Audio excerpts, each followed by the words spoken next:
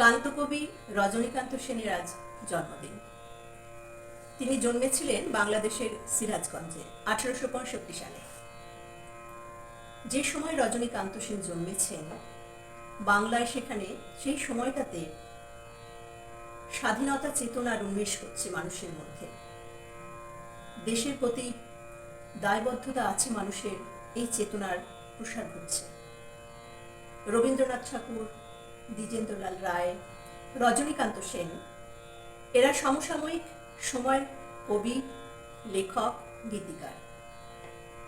অবশ্যই লক্ষণীয় যে রবীন্দ্রনাথ ঠাকুর সেই সময় যে গান রচনা করছেন, যে সুর তৈরি করছেন, তার ব্যাপক প্রভাব মানুষের মধ্যে। মানুষ একেবারে রবীন্দ্রনাথের গানে, সুরে, কথায় জারিত হয়ে আছে, আজও পর্যন্ত আছে। কিন্তু উনি তখন সৃষ্টিশীল অবস্থায় আছেন এবং এই প্রভাবটাকে কাটিয়ে সম্পূর্ণ একটা স্বতন্ত্র স্বকীয়তা নিয়ে যে সুরগুলো তিনি তৈরি করলেন, যে গান রচনা করলেন, সেটা মানুষের কাছে একটা নতুন ধারা এনে দিল। সেই জন্য তিনি আজও পর্যন্ত মানুষের কাছে একটা ভিন্ন ধারার কবি, গায়ক হিসেবে আদরণীয়। তবে তার উপরে, তার রচনার উপরে দ্বিজেন্দ্রলাল রায়ের খুব প্রভাব লক্ষ্য করা যায়। আমরা আজকে তাকে স্মরণ করব প্রথমেই তার একটা দেশাত্মবোধক গানের মধ্যে দিয়ে, যে গানটা সেই সময় মানুষের মনে গণ আন্দোলন সৃষ্টিতে একটা জোয়ার এনেছিল। সেই সময় বিদেশি কাপড় বর্জন করো, স্বদেশি কাপড় গ্রহণ করো, পরিধান করো, এই আন্দোলনটা তখন বেশ জোরদার হচ্ছে মহারাষ্ট্রে, গুজরাটে, বাংলাতেও তার ঢেউ এসেছিল। কিন্তু সেই দেশীয় কাপড় তৈরি হচ্ছে, সেগুলো একটু মোটা ছিল, তো মানুষের কাছে কিছুটা অনীহাও সৃষ্টি হচ্ছিল। এরকম সময় রজনীকান্ত সেন লিখেছিলেন, মায়ের দেওয়া মোটা কাপড় মাথায় তুলে নেড়ে খায়। এই গানটা দিয়ে আছে, তার কথা আমরা মনে করি। ঠিক ঠিক ঠিক।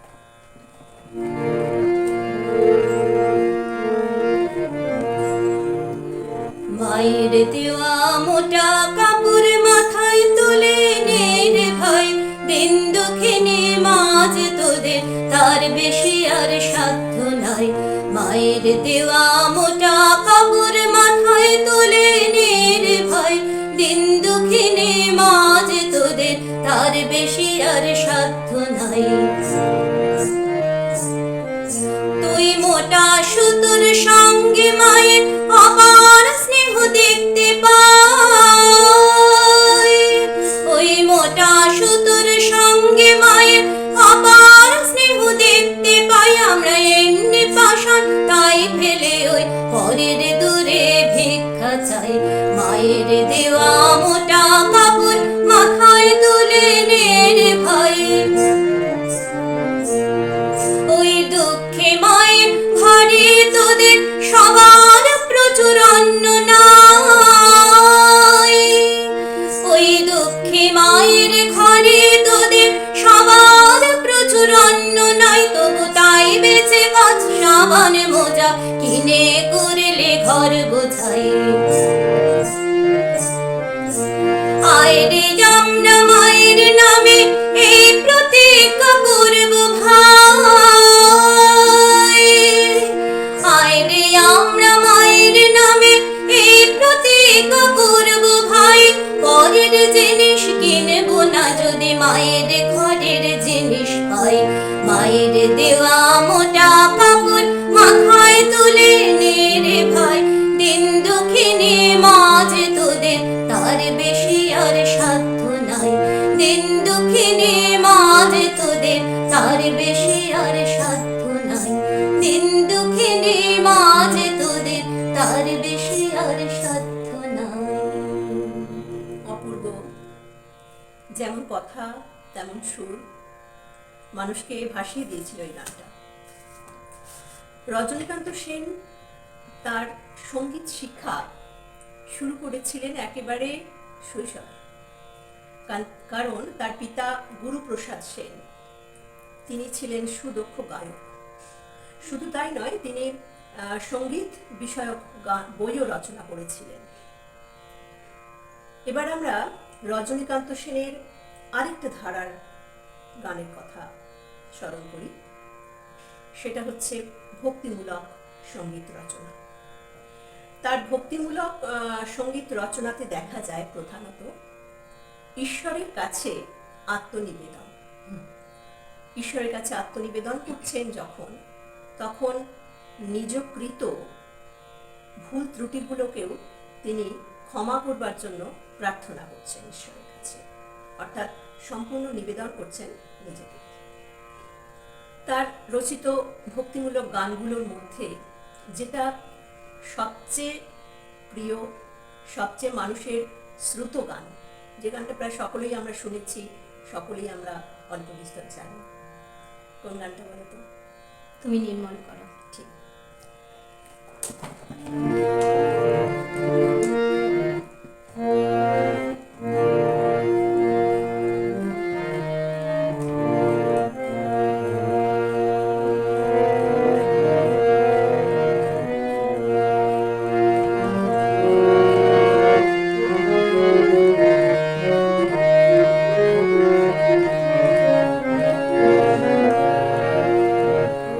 তুমি নির্মল করো, মঙ্গল করে, মলিন মর্ম মুছায়ে, তব পুণ্য কিরণ দিয়ে যাক মোর মোহ কালিমা ঘুচায়ে, মলিন মর্ম মুছায়ে।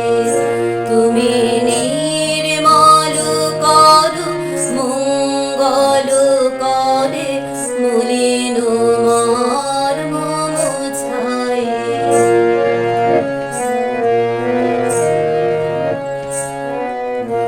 লক্ষ শূন্য লক্ষ বাসনা ছুটেছে গভীর আধারে, জানি না কখন ডুবে যাবে কোন আকুল গরুল পাথারে। রঘুবীশ বিপদ হন্তা, তুমি দাঁড়াও রধিয়া পন্থা, তব শ্রীচরণ তালে নিয়ে এসো মোর মাত বাসনা ঘুচায়ে, মলিন মর্ম মুছায়ে। তুমি নির্মল করো, মঙ্গল করে, মলিন মর্ম মুছায়ে। সত্যি, মানে আমাদের জীবনের শাশ্বত প্রার্থনা কবির লেখায় সুরে মূর্ত হয়ে উঠেছে। শুধু তখন নয়, আজও পর্যন্ত এই প্রার্থনা আমাদের কাছে আমাদেরকে বিশুদ্ধ করে, নির্মল করে। অপূর্ব গান।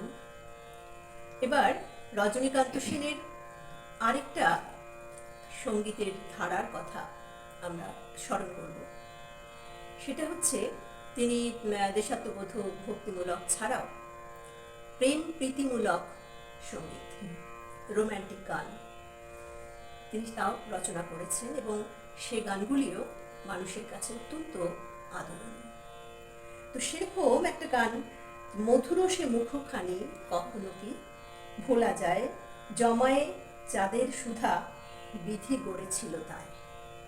এই গানটা দিয়ে আজকে আমাদের স্মরণ অনুষ্ঠান শেষ করব। দর্শকদের কাছে গানটা তুমি একটুখানি। ঠিক আছে।